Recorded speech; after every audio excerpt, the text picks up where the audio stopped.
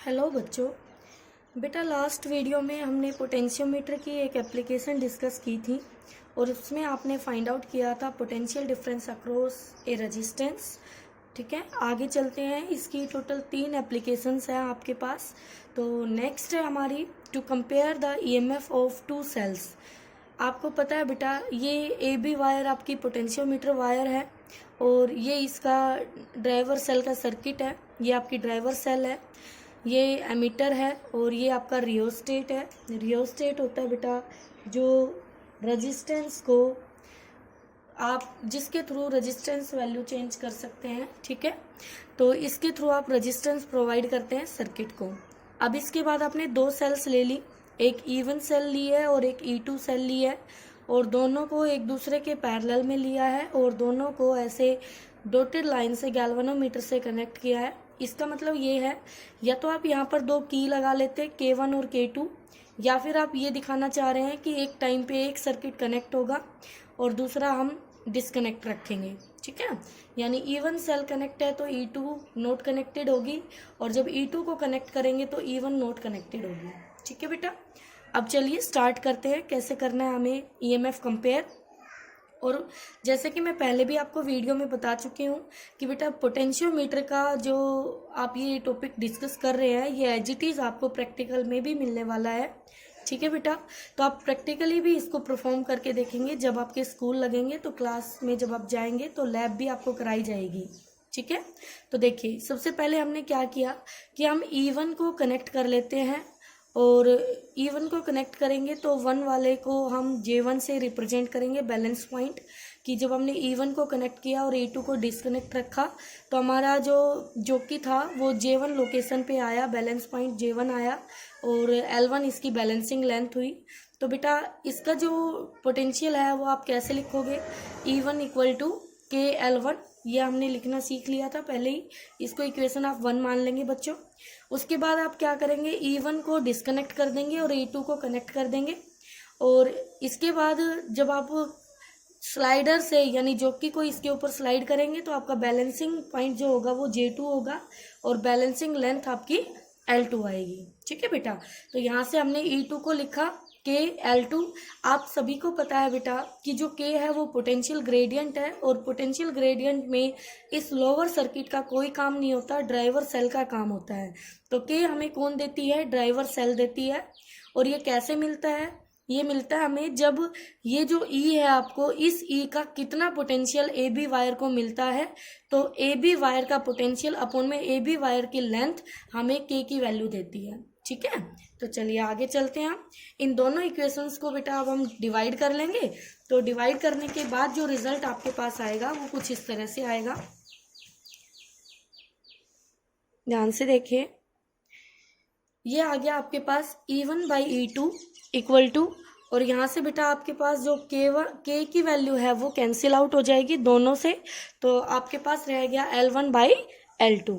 ठीक है बच्चों, अब यहाँ आप E1 E2 L1 L2 के बीच में आपको एक रिलेशन मिला है। तो यहाँ से 2 सेल है और 2 बैलेंसिंग लेंथ है, तो आप 2 सेल की बैलेंसिंग लेंथ फाइंड आउट करके उन सेल का ईएमएफ कंपेयर कर सकते हैं। तो ये बेटा हमारी सेकंड एप्लीकेशन थी पोटेंशियोमीटर वायर की, पोटेंशियोमीटर की। अब नेक्स्ट हम चलते हैं कि हमें किसी सेल के इंटरनल रेजिस्टेंस को डिटरमाइन करना है तो हम कैसे करेंगे। तो ये नेक्स्ट एप्लीकेशन है to determine the internal resistance of a cell. चलो बेटा स्टार्ट करते हैं।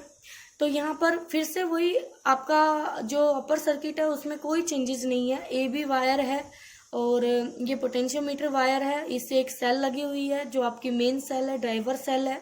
फिर एक एमीटर लगा हुआ है जो करंट बताता है सर्किट में, फिर एक रियोस्टेट लगा हुआ है। बेटा ये रेजिस्टेंस बॉक्स ले सकते हो, रियोस्टेट ले सकते हो, यहाँ पर तो कुछ भी ले सकते हो आप। ठीक है, उसके बाद आपने यहाँ एक सेल ली है और उस सेल का इंटरनल रेजिस्टेंस आप फाइंड आउट करेंगे एक रेजिस्टेंस की हेल्प से। तो आपने इस सेल के पैरेलल में एक रेजिस्टेंस ले लिया और उस रेजिस्टेंस के साथ आपने एक की लगा दी है। ठीक है। इसका मतलब ये होगा कि इस की का हम यहाँ कुछ यूज करने वाले हैं। वो यूज क्या होगा, सुनिए। हम एक टाइम पे सेल को कनेक्ट करेंगे और सेल को जब कनेक्ट करेंगे तो हम की को ओपन रखेंगे, और की को ओपन रखेंगे तो आर का कोई लेना देना नहीं होगा इस सर्किट से। तो जो ई का पोटेंशियल होगा यहाँ पर सी और डी पॉइंट के बीच का, वो बैलेंस होगा आपका L1 लेंथ से बेटा, और वो जे बैलेंसिंग पॉइंट देगा। ठीक है।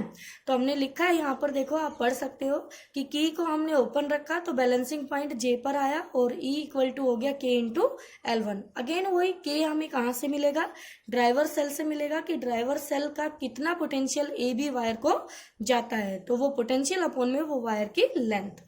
ओके।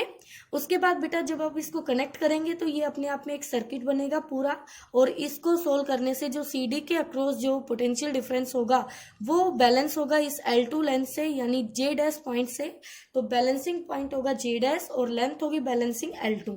तो आप यहाँ पर देख सकते हैं, तो वो पोटेंशियल डिफरेंस जो V होगा वो हमने लिखा के L2 से। ओके।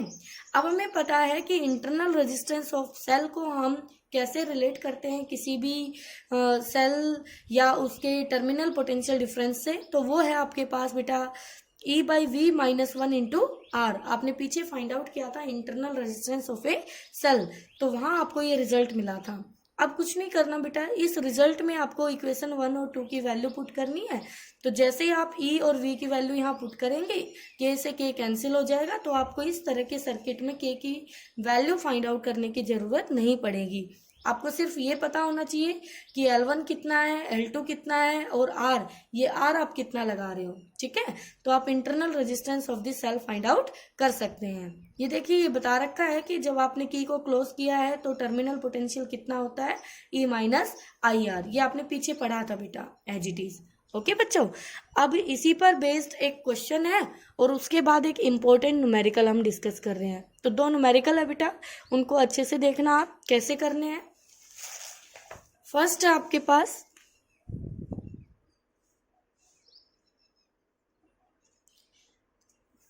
यहाँ पर क्या कह रहा है आपको कि एक रजिस्टर है 5 ओम का, जिसको कनेक्ट किया गया है एक सेल के अक्रॉस, और उसका टीपीडी होता है टर्मिनल पोटेंशियल डिफरेंस, जो बैलेंस हो रहा है एक बैलेंसिंग लेंथ 150 सेंटीमीटर से बेटा, जो पोटेंशियोमीटर की वायर है। उसके बाद कहता है जब वही रजिस्टर हम 5 की बजाय 10 ओम का रिप्लेस कर देते हैं उस सेल के अक्रॉस, तो टीपीडी हो जाता है 175 पर बैलेंस, और हमें इंटरनल रेजिस्टेंस बताना है सेल का। क्या बताना है, इंटरनल रेजिस्टेंस सेल का बताना है। ठीक है। तो स्टार्ट कर लेते हैं बेटा। इंटरनल रेजिस्टेंस फाइंड आउट करना अभी अभी हमने सीखा, तो वो आया L1/L2 -1 इंटू आर। बच्चों आप सभी को पता है यहाँ पर जो L1 था, L1 हमारे पास तब आया था जब हमने कोई रेजिस्टेंस R कनेक्ट नहीं किया था सेल के अक्रॉस, यानी ये वो लेंथ थी जो सेल के पोटेंशियल को बैलेंस कर रही थी विदाउट एनी रेजिस्टेंस। ठीक है। और L2 तब था जब हमने उस सेल के अक्रॉस एक R कनेक्ट किया था, तब L2 लेंथ उस टीपीडी को जो बैलेंस कर रहा था वो बैलेंसिंग लेंथ L2 था। ठीक है बेटा। तो अब यहाँ पर 2 L2 दिए गए हैं, 2 केसेस दिए गए हैं अलग अलग, लेकिन L1 नहीं दिया गया आपको, तो कोई दिक्कत नहीं है। 2 इक्वेशन बनेगी बेटा आपकी, R equal to L1/150 -1 into 5। जब 5 ओम है तो 150 सेंटीमीटर पे बैलेंस है, जब 10 ओम है तो 175 पर बैलेंस है। तो 2 वेरिएबल है, 2 इक्वेशन है, आप इसको सोल्व करके, और ये आपसे पूछता है कि आर कितना है तो वो भी बता सकते हैं। अगर ये सेल का आपसे ये पूछे कि सेल कितने पे बैलेंस हो रही है, तो आप L1 भी निकाल सकते हैं इस सर्किट से। ठीक है बेटा। तो चलिए, ये बहुत ही सिंपल सा क्वेश्चन था। अब नेक्स्ट क्वेश्चन देखिए, इसमें आपके पीछे के कॉन्सेप्ट भी रिवाइज हो जाएंगे और यहाँ पर जो कुछ भी आपने सीखा है सारा इसमें आ जाता है। अब दिया क्या है वो देखिए बेटा। ये कहता है एक ये अरेंजमेंट आपको गिवन है, यानी एक ड्राइवर सेल है 48 वोल्ट की, जिसके साथ एक रेजिस्टेंस सीरीज रेजिस्टेंस 2 ओम का लगा हुआ है। पोटेंशियोमीटर वायर है 100 सेंटीमीटर का, जिसका रेजिस्टेंस 10 ओम गिवन है, और दो सेल 10 वोल्ट की और 2 वोल्ट की, जो कि उनके साथ 2 ओम का रेजिस्टेंस कनेक्टेड है और वो उस पोटेंशियोमीटर अरेंजमेंट में कनेक्ट की गई है। इस तरह से आपको ये फिगर गिवन हो भी सकता है या इसकी स्टेटमेंट कुछ इस तरह से दी जाएगी कि आप ये खुद भी बना सकते हैं। ठीक है, तो जहां तक है अभी ये आपको गिवन है बेटा, तो इसमें फाइंड आउट क्या करना है वो देखिए, आपको बैलेंसिंग लेंथ फाइंड आउट करनी है। क्या करनी है? बैलेंसिंग लेंथ, यानी ये जो लोअर सर्किट है पूरा आपका, ये कितनी पोटेंशियल डिफरेंस पे बैलेंस होगा, तो उसके लिए क्या लेंथ आती है इस पोटेंशियोमीटर वायर की, वो हमें फाइंड आउट करनी है। तो बेटा सबसे पहले इसको 2 पार्ट में आप डिवाइड कर लीजिए। आप इस पोटेंशियोमीटर और ड्राइवर सेल के पार्ट से निकाल लीजिए के ग्रेडियंट की वैल्यू। तो उसके लिए आपको ये सर्किट देखने की बिल्कुल भी कोई आवश्यकता नहीं है। तो यहाँ पर देखिए, हमें पता है सबसे पहले इस तरह से जो 48 वोल्ट है उसके साथ कोई रेजिस्टेंस हो तो वो सारा हमारी वायर को नहीं मिलता है। तो इस केस में हमें एक करंट निकालना पड़ता है जो इस वायर में दौड़ता है। तो करंट कैसे निकाला जाएगा? टोटल ये आपका पोटेंशियल जो भी है और ये रेजिस्टेंस 10 + 2, तो ये आ गया है बेटा 4 एम्पियर। ठीक है, अब 4 एम्पियर करंट जब इसमें से जाएगा 10 ओम में से, तो इसको मिल जाएगा 40 वोल्ट, तो वायर को मिल गया 40 वोल्ट। अब के निकाल सकते हैं क्योंकि इसका हमें वोल्टेज भी पता है और इसकी लेंथ भी पता है। ठीक है, तो आपकी पोटेंशियल 40 और लेंथ 100, तो ये आ गया 0.4 वोल्ट पर सेंटीमीटर। के आ चुका है, तो लोअर वाले सर्किट का जो भी वी डैश होगा वो हमें मिल जाएगा के एल डैश से। अब लोअर वाले सर्किट का वी डैश पता होगा, के तो पता है, वी डैश पता होगा, तभी एल डैश पता लगा सकते हैं। तो अब चलते हैं इस लोअर वाले सर्किट की तरफ। तो यहाँ पे देखा तो इस तरह से कुछ अरेंजमेंट बना, हमने इसको अलग से बना लिया बेटा। इसका इन 2 टर्मिनल के बीच, क्योंकि यही वो 2 टर्मिनल है जिनका पोटेंशियल डिफरेंस हमें मालूम होना चाहिए, तो हम इसको अलग से सोल्व करेंगे। तो फ्रॉम दिस सर्किट हमें क्या करना होगा, पहले मैंने ऊपर वाली सेल का नेगेटिव टर्मिनल 0 पे माना, तो ये 10 पे हो गया और ये 10 पे गया, तो यहाँ डिफरेंस 2 का है, तो ये 10 है, तो आपका ये 8 वोल्ट पे जाएगा बेटा। और यहाँ कुछ भी नहीं दिया है तो हमें खुद से मानना होगा। x मानेंगे तो वो हम सबसे बड़ा मानेंगे क्योंकि हम ऐसा करते आए हैं। तो सबसे बड़ा मान लिया हमने और यहाँ से 2 ब्रांचेस दिख रही है, तो 2 करंट हमने निकाल दिए, I1 और I2। तो I1 + I2 0 पुट करना होता है हमारा पहला स्टेप। और दूसरे स्टेप में I1 इसमें से जा रहा है, तो इसका पोटेंशियल डिफरेंस ये बड़ा है तो बड़े में से कम घटा दिया, x - 0/2। फिर ये बड़ा है, ये छोटा है, तो x - 8/2 = 0। तो बेटा यहाँ से आपने x की वैल्यू निकाली और वो आ गई 4 वोल्ट। तो x की वैल्यू आपको यहाँ मिलती है 4 और यहाँ पर पोटेंशियल है 10। तो अगर यहाँ 10 है और यहाँ 4 है, तो इन 2 टर्मिनल के बीच का पोटेंशियल डिफरेंस हो गया 6 और यही 6 वोल्ट जाएगा इस बैलेंसिंग लेंथ को। तो बेटा वी डैश आपका यहाँ से आ चुका है 6 वोल्ट। ठीक है, वी डैश पता चल गया, के पता चल गया, तो एल डैश निकल के आ जाएगा आपका, दोनों की वैल्यू पुट कर दो, तो एल डैश आ गया 15 सेंटीमीटर। ये बैलेंसिंग लेंथ आ गई। अब बच्चों अगर वो आपको कहता है कि इस सर्किट में करंट भी बताइए, तो देखिए यहाँ से हमने I1 I2 की वैल्यू, क्योंकि x की वैल्यू वापस यहाँ रख के बता सकते हैं दोनों I1 I2 कितने आएंगे। तो I1 आया 2 एम्पियर और I2 आया -2 एम्पियर। तो बेटा आपको बता रखा है, अगर आपका रिजल्ट नेगेटिव आता है तो आप समझ जाना जो डायरेक्शन आपने दिखाई है करंट की वो गलत दिखाई है, तो उसके अपोजिट में करंट की डायरेक्शन होनी चाहिए। ओके बेटा, तो इस तरह से आप पोटेंशियोमीटर के न्यूमेरिकल सोल्व कर सकते हैं।